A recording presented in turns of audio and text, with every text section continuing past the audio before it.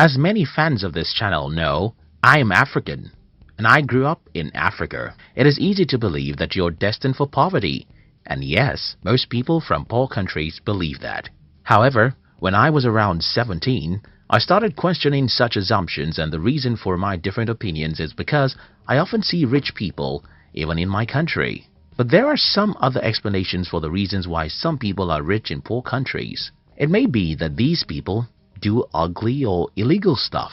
Maybe their father is a politician who has stolen a lot of money, or maybe it's just luck. Anyway, I decided to study how money works and see myself whether being rich has something to do with luck, stealing, or anything like that.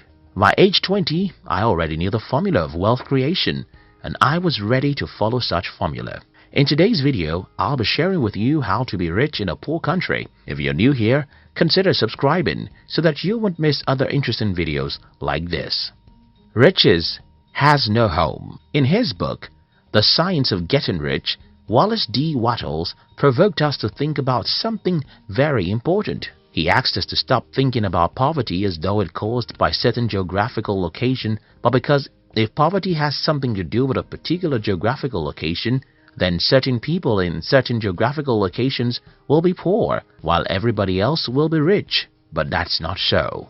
As we make this video today, millions of people are poor even in the richest countries of the world. For example, more than 70% of Americans live from paycheck to paycheck, according to some studies. And think about this, many people even in the poorest countries of the world are very wealthy. What does this tell us? I think it's very simple. Money doesn't have anything to do with where you live. But there's another problem here.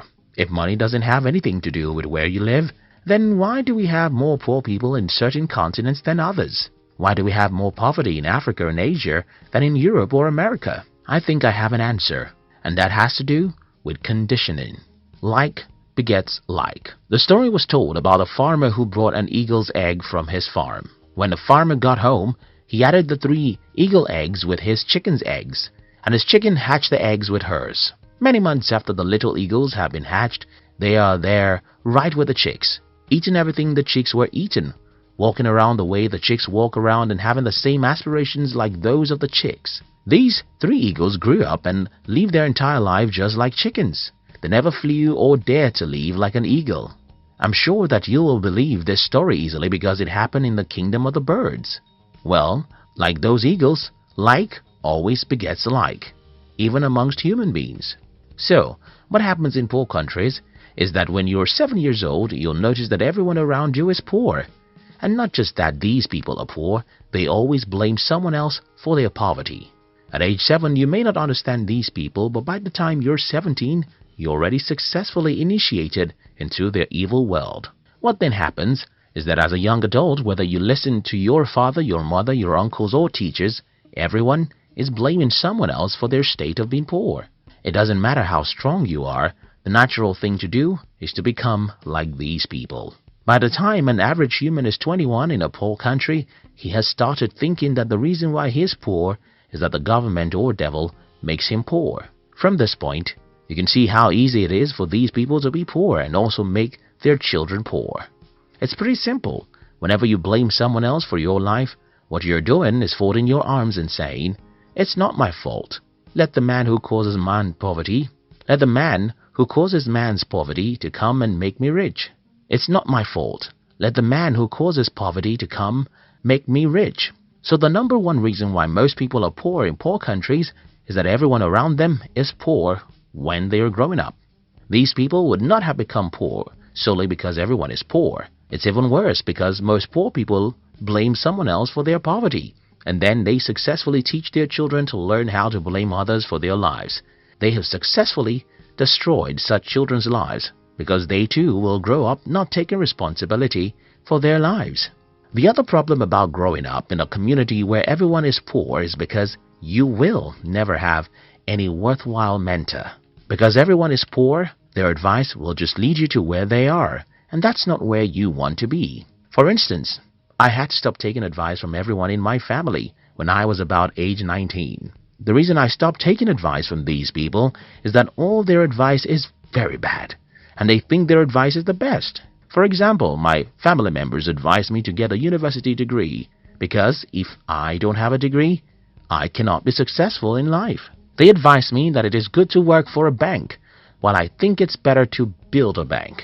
I mean, almost every advice my family members gave me about money, even till this day, is stupid. And what I did was to ignore them and instead choose successful people online and through books to be my models.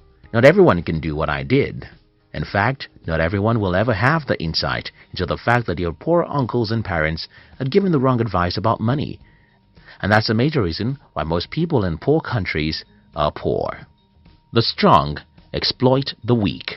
When I claim in this video that one of the reasons why most people are poor in poor countries is because they have poor mentors, someone will ask me, okay, who made the first man poor before he became a mentor for others?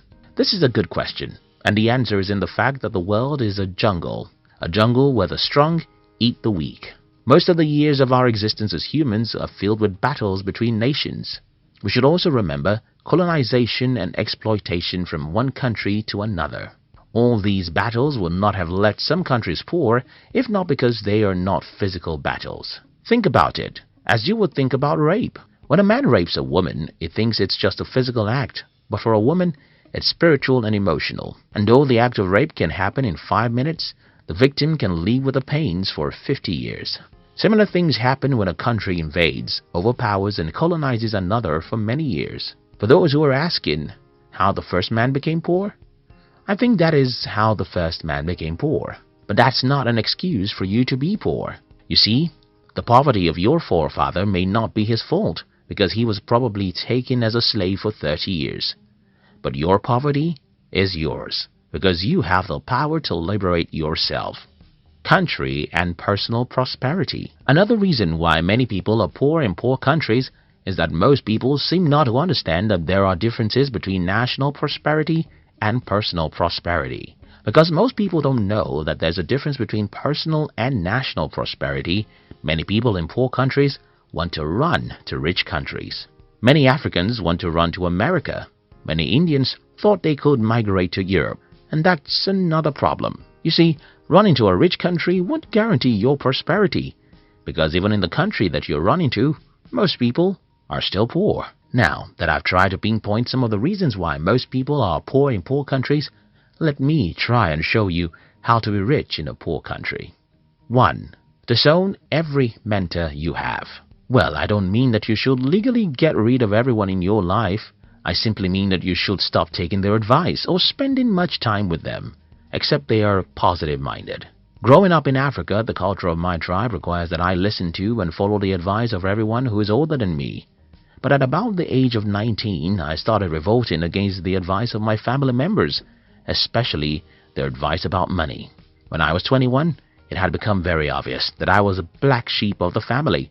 Until today, these people just don't have any advice I can follow about money. Don't get me wrong, I love my mother, father, uncles, and siblings.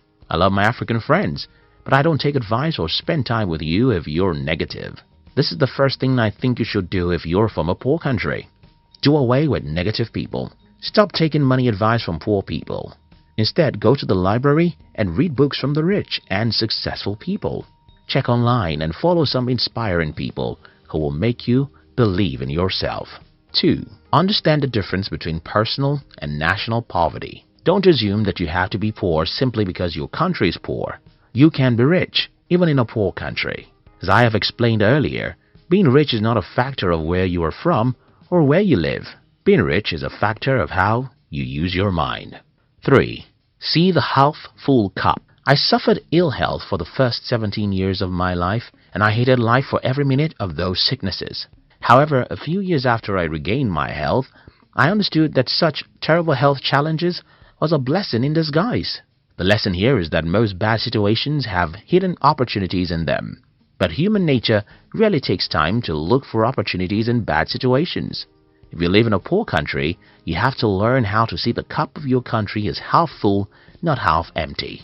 You have to be positive and believe that there are opportunities for you somewhere in some corner.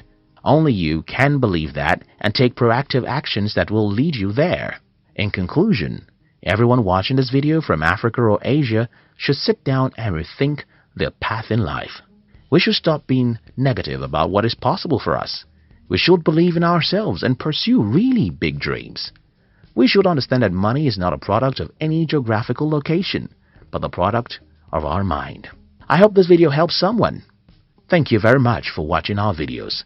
I'd like to give you another interesting video for you to enjoy next. But before then, our team will be very happy if you can like this video and share it with your friends on social media. If you're new here, don't forget to subscribe, so you won't miss other interesting videos like this. Look at your screen now to see 2 other videos we handpicked for you to enjoy next. We love you.